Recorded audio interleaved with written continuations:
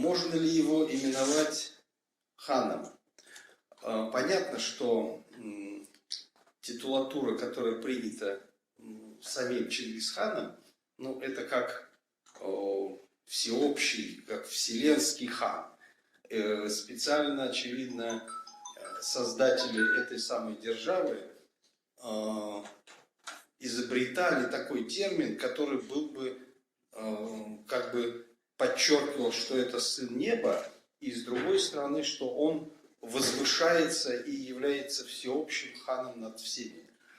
Но вот если мы эту примем трактовку, то я думаю, что вполне можем говорить о том, что его наследники, они тоже являлись все-таки носителями высшего титула, то есть в данном случае титула хана.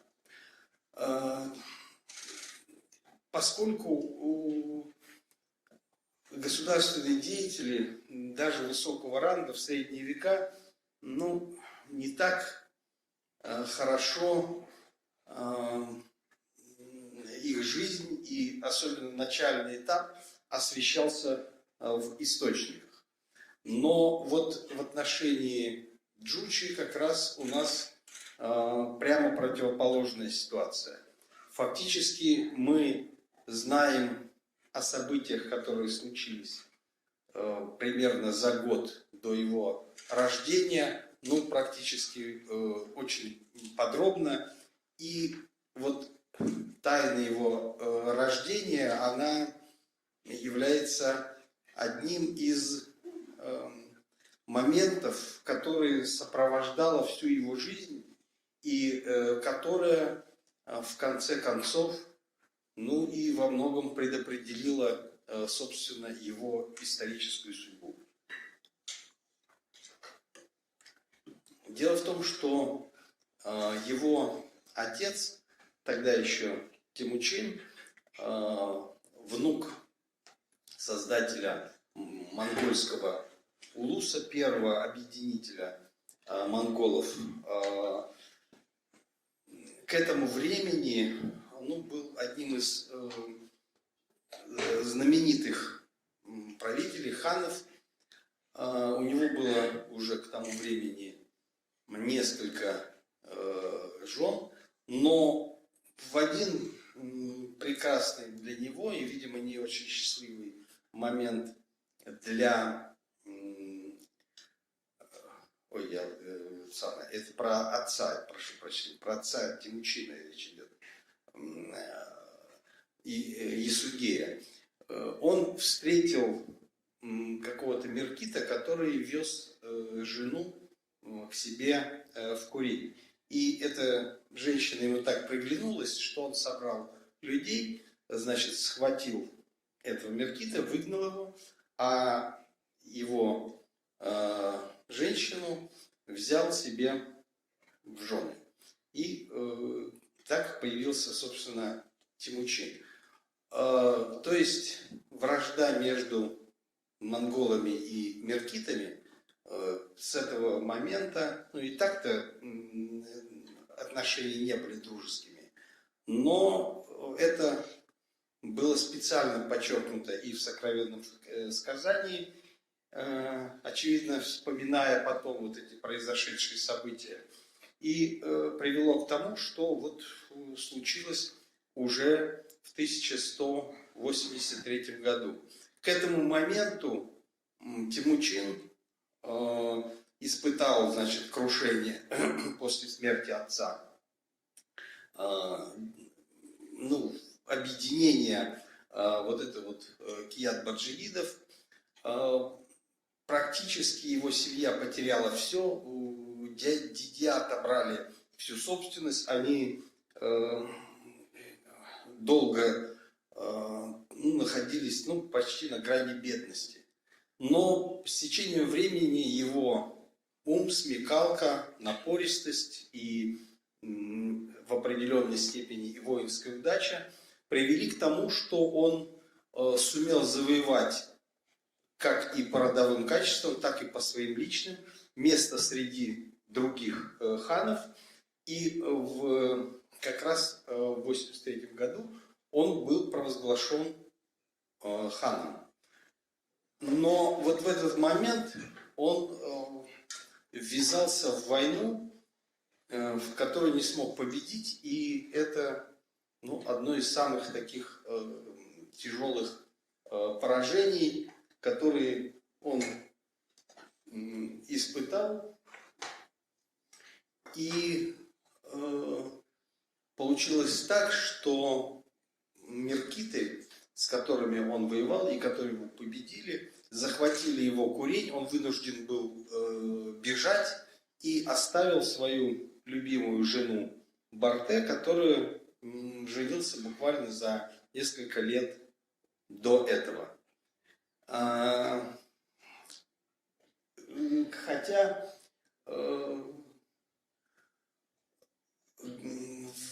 некоторые источники здесь так говорят в зависимости от того, к какой части историографии они относятся.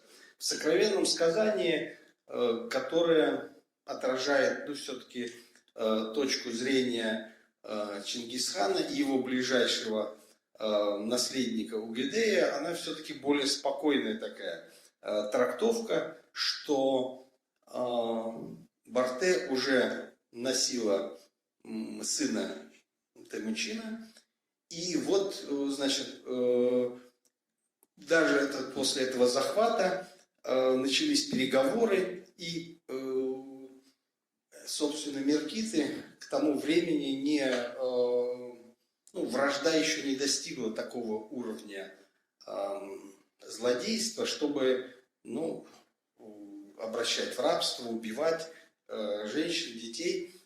И тем более, что она сама была довольно высокого ханского рода, и ее выдали отцу. И вот говорится, что вот когда она ехала к отцу, то разрешилась от бремени с сыном, и его назвали Джучи, то есть вот новый гость. В другой историографии, которая к джучидам и к самому, соответственно, Джучи относится очень негативно, наоборот, указывается, что сам Джучи является плодом вот этого самого захвата, насилия, и что вот это вот клеймо меркитского позора сопровождало всю его дальнейшую жизнь. Но сейчас историкам трудно рассудить и трудно понять, особенно вот когда есть такие довольно противоречивые сведения. Но как бы то ни было, понятно, что с рождением первенца Чингисхана не все благополучно. И, собственно, хотя Чингисхан часто очень не желал вспоминать этого, это понятно, поскольку это один из моментов его величайшего поражения и величайшего позора. Позволить, чтобы хан бежал из ставки, бросил жену, даже беременную жену, буквально оставил все свое имущество, достояние и спасал свою жизнь. Это, конечно, такое пятно на биографии. Хотя вот когда происходил в очередной раз спор между сыновьями и, как говорит тоже сокровенное сказание, младшие сыновья стали упрекать Джучи, что он не их рода и что на самом деле он меркитский подкидыш, Чингисхан очень разозлился и отругал детей и сказал, что больше не смейте произносить в моем присутствии подобных слов. Тем не менее, раз этот вопрос не просто обсуждался в семейном кругу, но и был зафиксирован даже в придворной истории дома Чингисхана, ясно, что этот вопрос очень сложный, и так или иначе он как в виде слухов, так и в виде прямых обвинений функционировал в этой самой семье и был, я думаю, что одним из таких двигателей интриги, о которой мы поговорим в дальнейшем. Понятно, что после этого Барте вернулась с Джучи к Чингисхану, который с этого момента, как просто по велению волшебной палочки, начинает, ему все удается. Он заключает благоприятный союз с киргизским ванханом. Они вместе сокрушают сначала татар, потом меркитов, потом найманов. И даже когда после этого, Ван Хан пытается воевать и собрать коалицию уже против самого Чингисхана, оказывается, что он не такой сильный, и более того, он терпит жесточайшее поражение и в конце концов гибнет. И многие другие ханы, сподвижники, которые пытались бороться против Чингисхана, и другие племена, которые боролись против него, прежде всего племя Алчи-татар из окрестностей озера Буйрнур, все они были сокрушены. Можно сказать, что с этого момента удача была полностью на стороне Чингисхана. Произошел такой в этот момент, буквально после 1985 года, такой поворот в его биографии в самую благоприятную сторону. И понятно, что молодой Джучи, о детстве его, конечно, мы знаем практически ничего. Потому что и ничем она особенно не отличалась от молодых людей того времени. Он также, наверное, пас скот, занимался оружием, стрелял из лука, учился верховой езде, джигитовке. И в целом был довольно активным деятелем, мальчиком, но быстро стал юношей и уже участвовал во многих походах своего отца. Можно сказать, что уже если он родился в 1984 году, то уже в 12-летнем возрасте он уже участвовал в сражении, что, в общем, вполне оправданно и вполне очевидно было в духе того времени, когда люди довольно быстро становились взрослыми.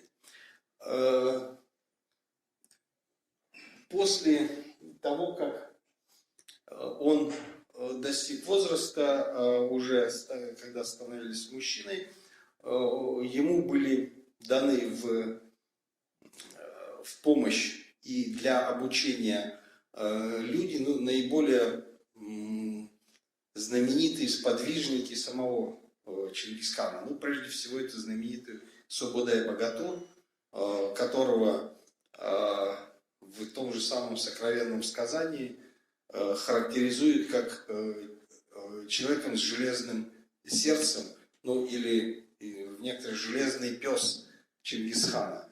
Один из самых величайших полководцев того времени. И он был, видимо, таким дядькой этого самого наследника престола.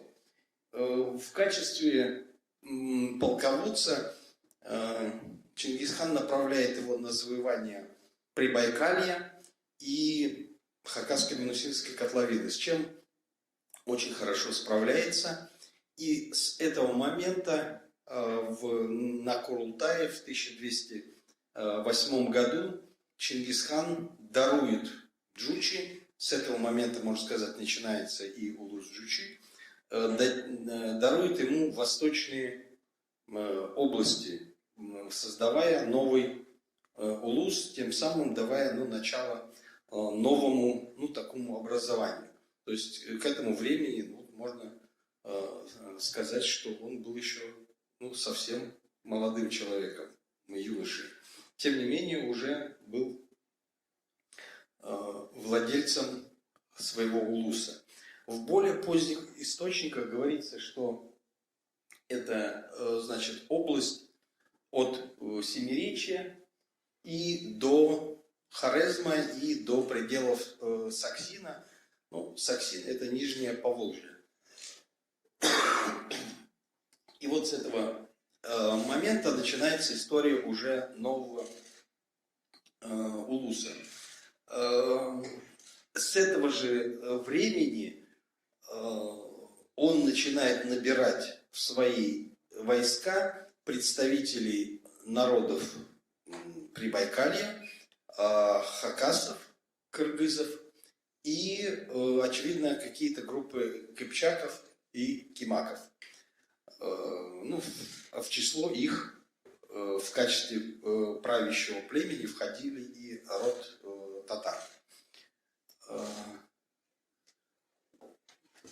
По реестру, который сохранился в сокровенном сказании, говорится, что ему были приданы, собственно, монгольских войск не очень много. Только 4000 монголов: Сиджут, Кингит и Хушин.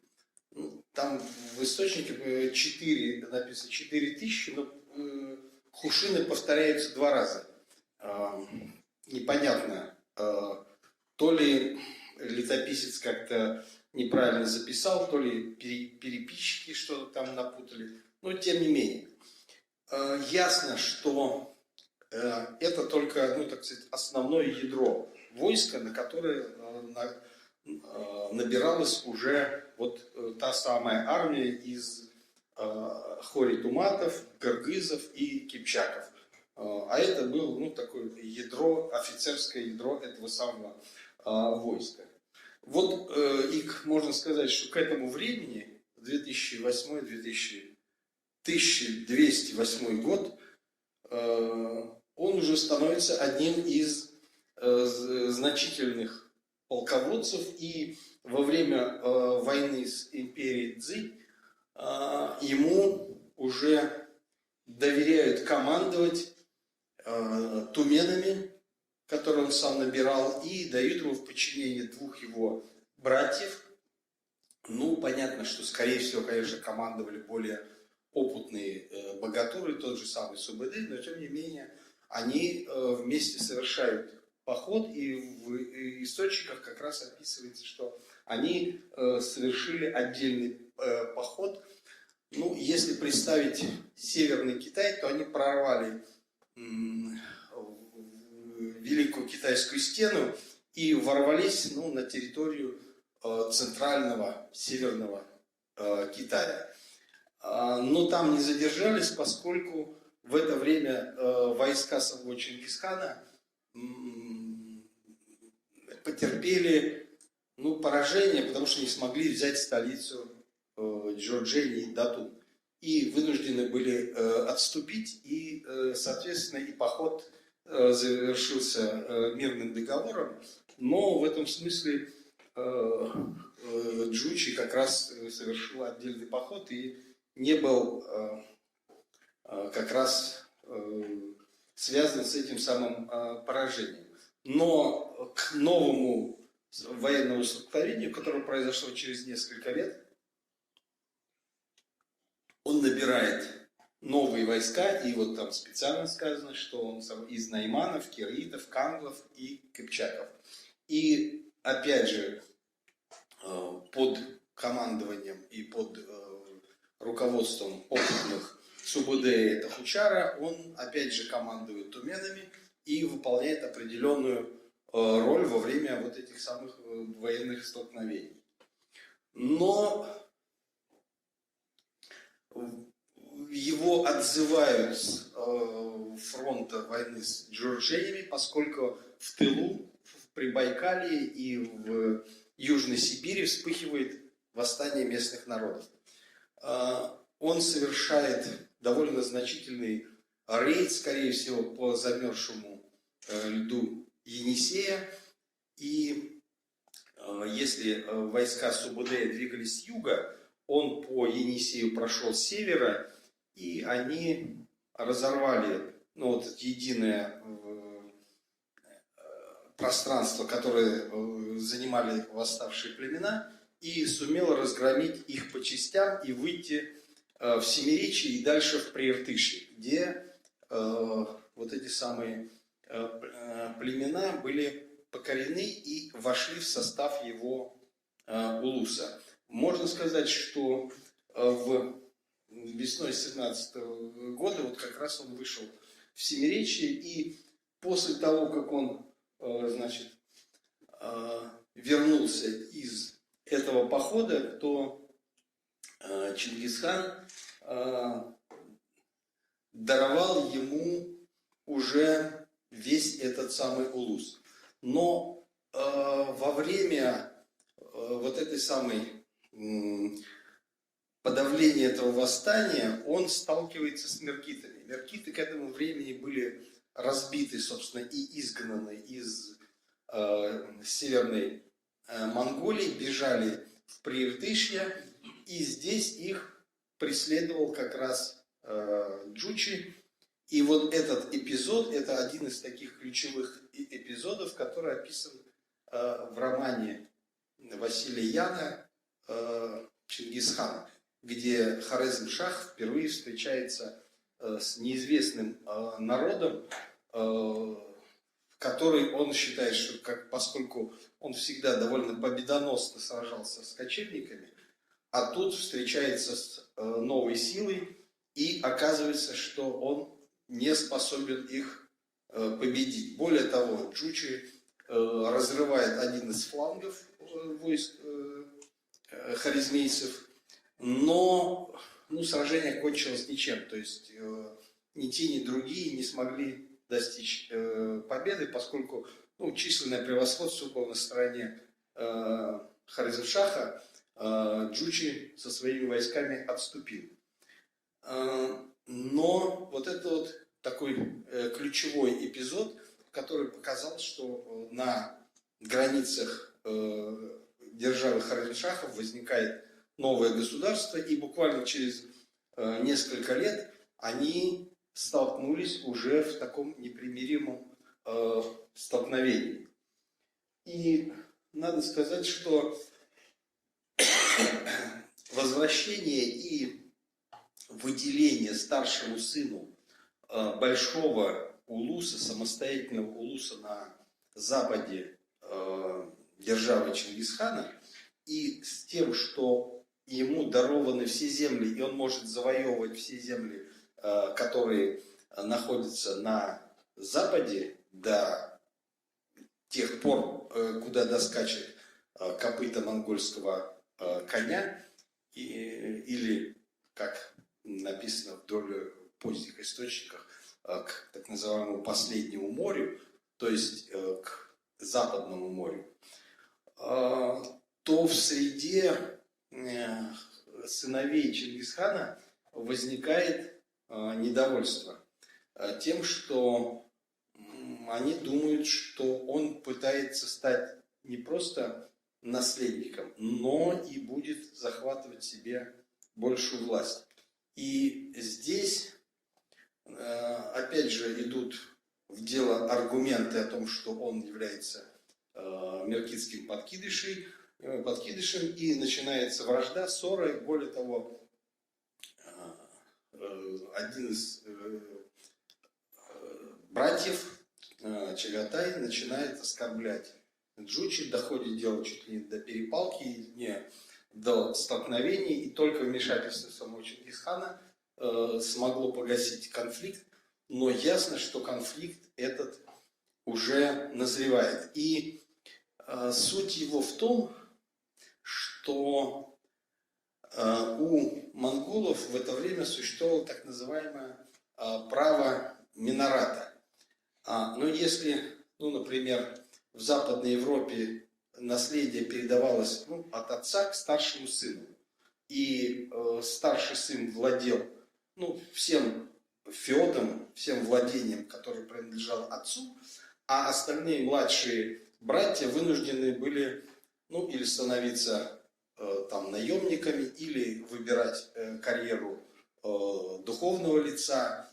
И считается, что, например, крестовые походы были связаны с тем, что образовалось большое количество вот этих самых младших сыновей, которые были активными, как бы сейчас сказали, пассионарными, но не имели ни шансов, ни возможности получить какое-то владение.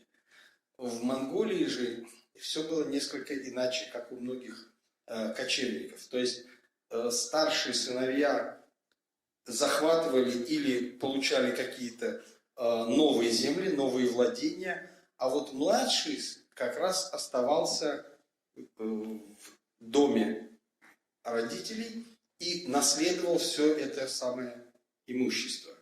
И по указаниям Чингисхана именно младший его сын Тулуй должен был получить как раз главный улус.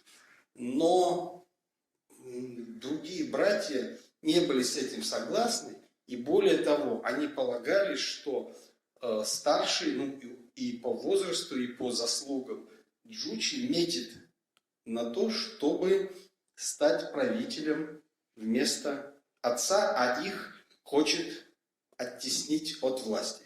Это вот такое, одна из таких главных интриг, которая сопровождала, видимо, всю вот с этого момента, всю его дальнейшую судьбу. И это очень ярко проявилось во время войны с Хорезмшахами. Опять же, прекрасно это все описано у Василия Яна в романе «Чингисхан». Можно сделать такую ремарку, что Василий Ян сам долго жил и в Средней Азии, путешествовал по Ирану и Афганистану, был военным разведчиком российской армии, географом, и он прекрасно понимал и описывал события 12-го, начала 13 века, собственно говоря, как очевидец. И более того, он прекрасно знал все источники, которые к этому времени были опубликованы трудами, прежде всего, Тизенгаузена. И он четко уловил, как вообще эти события проходили и в чем их главная интрига. Хорезмшах, как и многие другие, считал, что кочевники как волна накатит, а потом волна уйдет, а города и крепости, которые, будут защищены, они останутся неприступными, и кочевники уйдут, и власть Хорезмшаха опять возвратится. Но монголы были не похожи на обычных кочевников и действовали несколько похожим образом, но в то же время совсем не так. Они совершали не просто набег для того, чтобы пограбить. Они пришли всерьез и надолго, и своей главной целью ставили захват городов, прежде всего столичных, и уничтожение правящей династии. И получилось так, что Хорезмшах вынужден был бежать, и чем дальше он бежал, тем страна погружалась в безвластие. А монголы один за другим осаждали, штурмовали города, которые не имели единого начальства, не имели единого командования, и просто эта оборона рассыпалась. Некоторые, ну, даже такие крупные города, как Самарканд, Бухара, сдавались практически без боя. Другие пытались сопротивляться, но их штурмовали. И Джучи здесь была отведена совершенно определенная роль. Он должен был захватить и наследовать всю северную часть вот этого самого Приоралья. Он вторгся как раз в присердаинские города и штурмовал один за другим города Сайрам, Джент, в то время как основная часть монгольской армии осадила Атрар и долгое время не могла его взять. И вынуждена была двинуться на Бухару и Самарканд, оставив в тылу сопротивляющийся Атрар. А Джучи как раз один за другим брал города и двигался к столице, но Ургенчу. Ныне это Куня-Ургенч в Туркменистане. Но хотя на самом тот Ургенч, Гурганш, который он был уничтожен, находится как раз в окрестностях. Но здесь его ждало разочарование. Его братья не следовали общему плану, а сами подошли и решили штурмовать Ургенч, не дожидаясь самого Джучи. Более того, они стали его разрушать, хотя очевидно, что Джучи хотел захватить город неповрежденным, потому что это было его наследие. И здесь разгорелся опять довольно серьезный конфликт. И получалось так, что монгольские войска штурмовали город с разных сторон, никак не координируя между собой вот эти самые действия. Более того, они стремились, тот, кто первый захватит, то это и будет. И неизвестно, то ли это самый Чингисхан сам спровоцировал это, либо сыновья сами уже поссорились в ходе вот этого завоевания. Но тем не менее город был взят, и всю северную часть по договору, хотя братья протестовали, но Чингисхан все равно передал Джучи. И надо сказать, что с этого момента, после эти владения были закреплены за Джучи в 1224 году, и он начал этот самый улус укреплять. Штриховкой на самом в правом углу карты это как раз первоначальная территория улуса Джучи. Но к этому времени ему уже принадлежало практически все до Нижнего Поволжья, Приуралья, Прикаспий и вся эта самая территория. То есть можно сказать, что это огромная территория, равная практически всей предыдущей монгольской державе. И более того, он имел планы на то, чтобы завоевывать эти территории дальше. Но здесь он столкнулся в Южном Приуралье и в Заволжье с Кимахским, с Емекским каганатом и с булгарами, которые поддерживали Нижнее Поволжье, город Саксин, который был торговой колонией Булгарии, и этими самыми емеками. И победить он их не смог. И с этого момента он начинает ставить вопрос на Курултаях о том, что нужен новый завоевательный поход. Но у Чингисхана были в это время другие приоритеты. Он решает разгромить Тангутское государство. И к этому времени он уже был довольно больным человеком. И при осаде города, столицы Тангутского государства, Чунцина, он стал чувствовать себя плохо. Но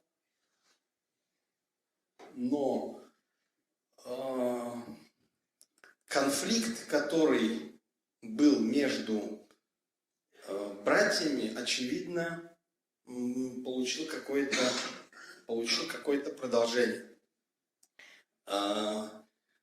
Тонко чувствующий вот этот самый нерв вот этой истории Василий Ян, пишет там довольно прозрачно, что братья то ли добились согласия Чингисхана, то ли сами организовали заговор, и в 1227 году Джучи внезапно погибает во время охоты. Якобы он упал с лошади и повредил позвоночник и умер, когда добрались до него все кавалькада других охотников, то он уже был мертв. В это время Чингисхан требует Джучи к себе.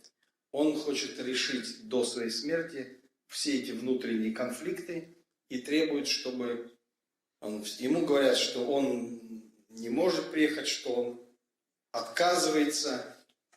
И он начинает понимать, что дело, в общем, нехорошее.